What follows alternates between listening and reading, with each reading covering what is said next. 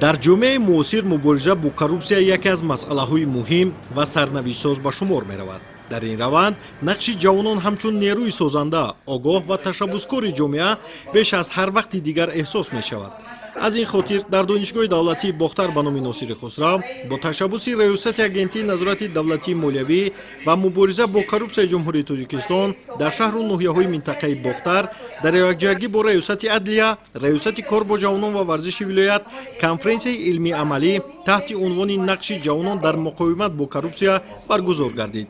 ин ҳамоиш ба рӯзи ҷавонон бахшида шуда, ҳадаф аз он баланд бардоштани маърифати ҳуқуқии ҷавонон ва ҷалби бештари онҳо ба муқовимат бо фасод буд.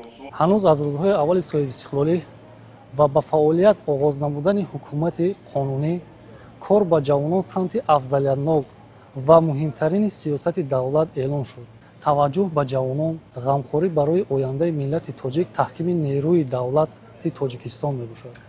чӣ тавре ки пешвои муаззами миллат қайд намуданд, ҷавонон қувваи бузург ҳастанд ва дар ҳар миллат дар ҳар давру замон аз ҷавонони худ умеди нек мекунанд.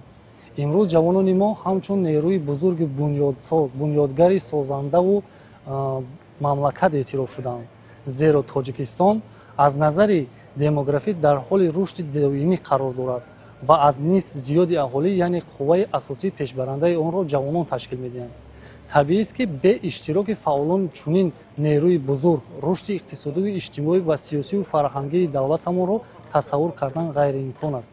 дар кори конференсия масъулини раёсати агентии назорати давлатии молиявӣ ва мубориза бо коррупсияи ҷумҳурии Тоҷикистон дар шаҳру ноҳияҳои минтақаи Бохтар, масъулони мақомоти ҳифзи ҳуқуқ, намояндагони сохторҳои давлатӣ, омӯзгорон ва донишҷӯёни фаъол иштирок намуданд. ҳар яке аз баромадкунандагон таъкид доштанд ки фасод на танҳо монеаи рушди иҷтимоиву иқтисодӣ мебошад, балки эътимоди мардумро ба давлат коста мекунад. ин падидаи номатлуб наслҳоро аз адолат, арзишҳои миллӣ ва ахлоқии ҷомеа дур месозад. аз ин рӯ иштироки ҷавонон дар мубориза бо коррупсия як зарурати замон маҳсуб мешавад. муовини ректори донишгоҳи давлатии Бохтар зимни суханронии худ иброз дошт ки ҷавоне ки ҳуқуқу ӯҳдадориҳои шаҳрвандии худро медонад ва эҳтиром мекунад, дар ҳар як шакли коррупсия муқовимати шадид нишон медиҳад. қонуният, масъулият ва ахлоқи ҳуқуқӣ бояд сутунҳои рафтори ҳар як ҷавон бошад. сардори шӯъбаи муқовимат бо коррупсияи раёсати агентии назорати давлатии молиявӣ ва мубориза бо коррупсияи ҷумҳурии Тоҷикистон дар шаҳру ноҳияҳои минтақаи Бохтар зимни баромади худ иброз дошт ки стратегияи миллии муқовимат бо коррупсия то соли 2030 нақши ҷавононро ҳамчун иштирокчии мустақим ва фаъоли сиёсати зидди коррупсионӣ зикр менамояд.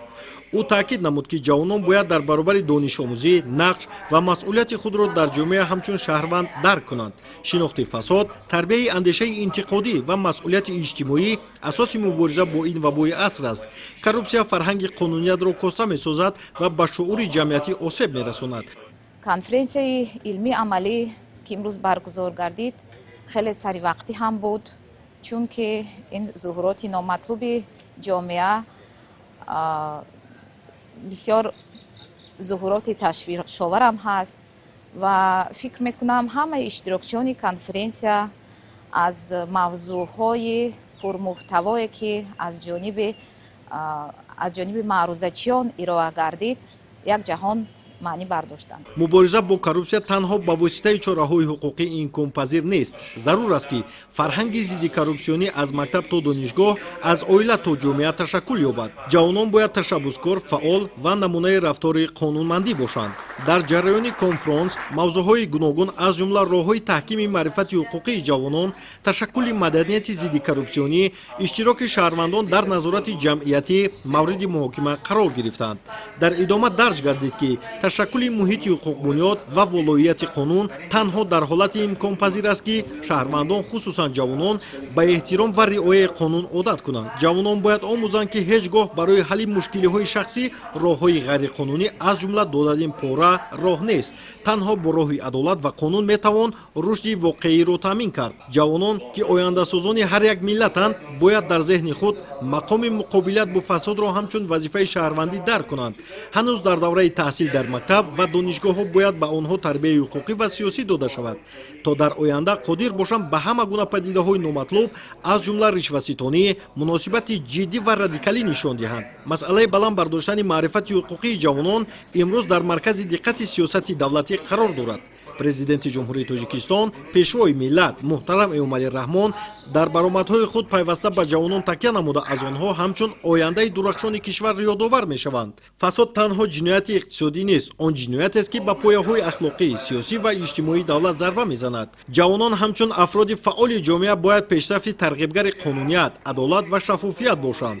онҳо метавонанд тавассути васоити ахбори омма, шабакаҳои иҷтимоӣ, барномаҳои волонтёрӣ ва ташаббусҳои ҷамъиятӣ дар шиносоӣ ва маҳкум кардани падидаҳои коррупсионӣ саҳмгузор бошанд. дар охири ҳамоиш гурӯҳе аз фаъолон, омӯзгорон ва ҷавонон ки дар тарғиб ва амалисозии сиёсати зидди коррупсионӣ саҳми назаррас доранд бо сипоснома ва тӯҳфаҳои хотиравӣ қадрдонӣ карда шуданд. мавриди зикр аст ки баргузор намудани чунин ҳамоишҳо дар баланд бардоштани сатҳи маърифати ҳуқуқӣ ва ташаккули ҷаҳонбинии зидди коррупсионӣ миёни ҷавонон нақши муассир дорад. ҷавонон на танҳо ояндаи ҷомеа, балки ҳомиёни имрӯзаи қонуният ва адолатанд. агар онҳо бо маърифат, ирода ва эҳсоси баланди ватандӯстӣ амал кунанд, фасод дигар наметавонад реша давонад.